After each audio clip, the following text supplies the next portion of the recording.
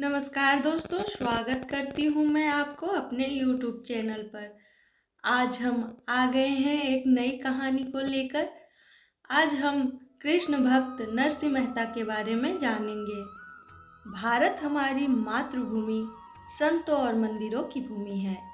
यहाँ पर महात्मा और संतों का जन्म हुआ है। इन व्यक्तियों ने अपनी भक्ति भाव से न केवल ईश्वर की प्राप्ति की है, बल्कि दूसरों का जीवन भी प्रकाश से भरा है।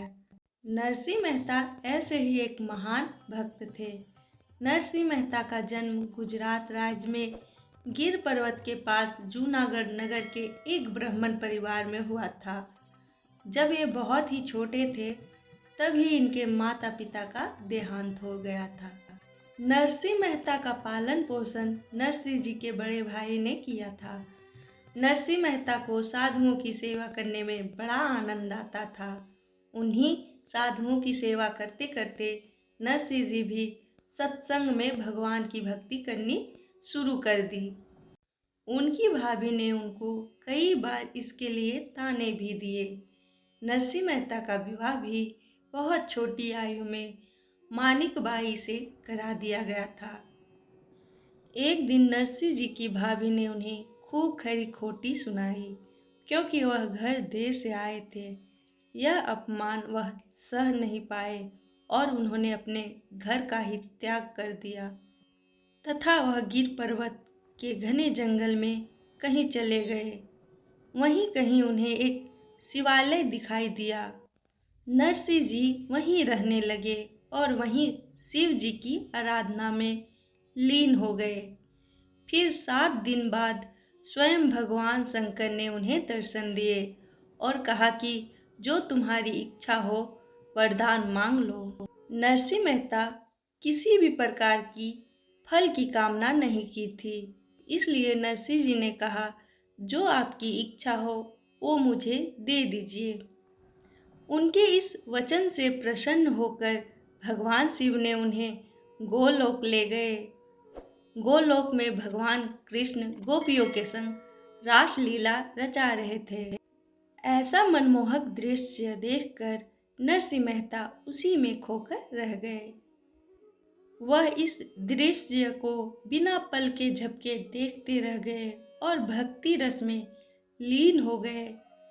तभी भगवान श्री कृष्ण ने नरसिंह जी की ओर देखा और उन्हें अपना आशीर्वाद प्रदान किया और कहा, जैसी भक्ति रस में तुम डूबे हो वैसी ही रसपान का आनंद सारे जगत को कराओ। नरसिंह जी ने इसे ही अपना जीवन का लक्ष्य बना लिया और पृथ्वी पर जगह जगह कृष्ण भजन गाते हुए मग्न रहने लगे। नरसिंह मेहता की ऐसी भक्ति से प्रेरित होकर बहुत से साधु संत उनके साथ भक्ति में लग गए। मगर कुछ लोगों को नरसिंह जी का प्रसिद्ध होना अच्छा नहीं लगता था।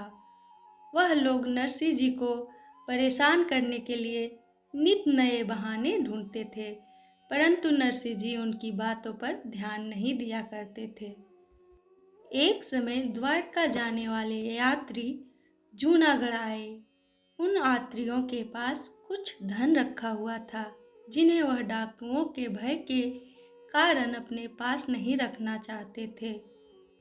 इसलिए वे सब एक ऐसे साहूकार को ढूंढ रहे थे जो धन के बदले में एक हुंडी दे दे।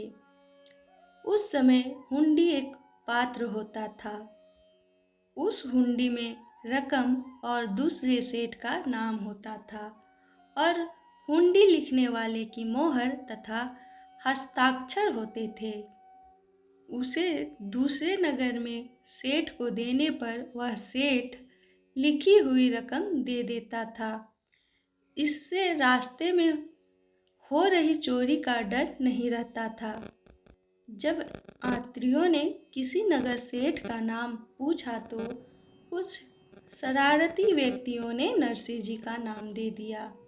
वह यात्रीगण नरसिंह जी के पास जाकर उनसे प्रार्थना करने लगे कि वह उनकी हुंडी लिख दे। नरसिंह जी ने उनसे कहा कि वह तो एक सन्यासी है, उनके पास कुछ भी नहीं है कि वह हुंडी लिख सके। परंतु वह यात्री समझ रहे थे कि नरसी जी यह सब केवल उन्हें टालने के लिए कह रहे हैं।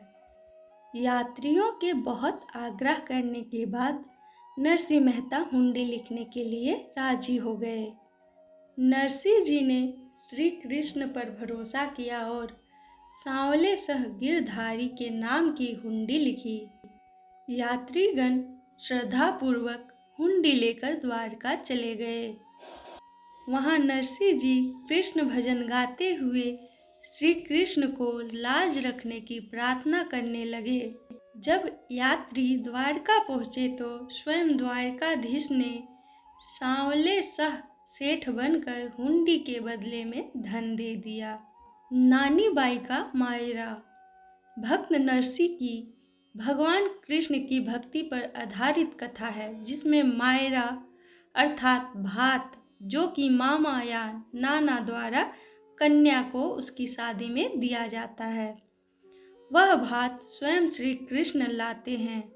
नानी बाई नरसी जी की पुत्री थी और सुलोचना बाई नानी बाई की पुत्री थी। सुलोचना बाई का विवाह जब तय हुआ था तब नानी बाई के ससुराल वाले ने यह सोचा कि नरसी एक गरीब व्यक्ति है तो वह शादी के लिए भात नहीं भर पाएगा। उनको लगा कि अगर वह साधुओं की टोली को लेकर पहुँचे तो उनकी बहुत बदनामी हो जाएगी। इसलिए उन्होंने एक बहुत लंबी सूची भात के सामान की बनाई। उस सूची में करोड़ों का सामान लिखा गया, जिससे कि नरसी उस सूची को देखकर खुद ही ना आए। नरसी जी को निमंत्रण भेजा गया, साथ ही मायरा भरने की सूची भी भेजी गई। परंतु नरसी जी के पास केवल एक चीज़ थी, वह थी श्री कृष्ण की भक्ति। इसलिए वे उन पर भरोसा करते हुए अपने संतों की टोली के साथ सुलोचना बाई को आशीर्वाद देने के लिए अंजार नगर पहुंच गए। उन्हें आता देख नानी बाई के ससुराल वाले भड़क गए और उनका अपमान करने लगे। अपने इस अपमान से नरसी जी निराश हो गए और रोते हुए श्री कृष्ण को याद करने लगे। नानी बाई भी अपने पिता के इस अपमान को बर्दाश्त नहीं कर पाई और आत्महत्या करने के लिए दौड़ पड़ी। परंतु श्री कृष्ण ने नानी बाई को रोक लिया और उसे यह कहा कि कल वह स्वयं नरसी के साथ मायरा भरने के लिए आएंगे। दूसरे दिन नानी बाई बड़ी उत्सुकता के साथ श्री कृष्ण और नरसी जी का इंतजार करने लगी और तभी सामने देखती है कि नरसी जी संतों की टोली और श्री कृष्ण जी के साथ चले आ रहे हैं। दूर तक बैलगाड़ियाँ ही बैलगाड़ियाँ नजर आ रही थी। ऐसा मायरा ना अभी तक किसी ने देखा था, ना ही देखेगा। यह सब देखकर ससुराल वाले अपने किए पर पछताने लगे। उनके लोभ को भरने के लिए द्वारकाधीश ने 12 घंटे तक स्वर्ण मुद्राओं की वर्षा की। नानी बाई के ससुराल वाले उस सेठ को देखते ही रह गए और सोचने लगे कि कौन है ये सेठ और ये क्यों नरसी जी की मदद कर रहा है। जब उनसे रहा नहीं गया तो उन्होंने पूछा, कृपा करके आप अपना परिचय दीजिए और आप क्यों नरसी जी की सहायता कर रहे हैं। उनके इस प्रश्न के उत्तर में जो जवाब सेठ ने दिया वही इस कथा का संपूर्ण सार है तथा इस प्रसंग का केंद्र भी है। इस उत्तर के बाद सारे प्रश्न अपने आप ही समाप्त हो जाते हैं।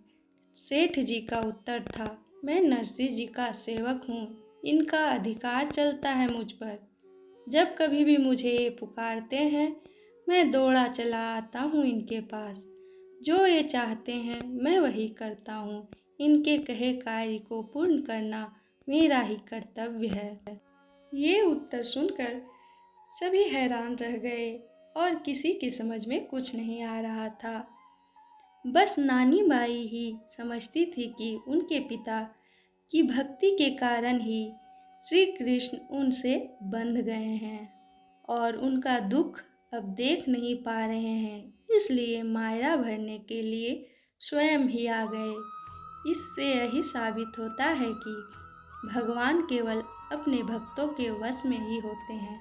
अगर आपको कृष्ण भक्त नरसिंह मेहता की कहानी पसंद आया हो तो लाइक ज़रूर करें तथा चैनल को सब्सक्राइब कर लें।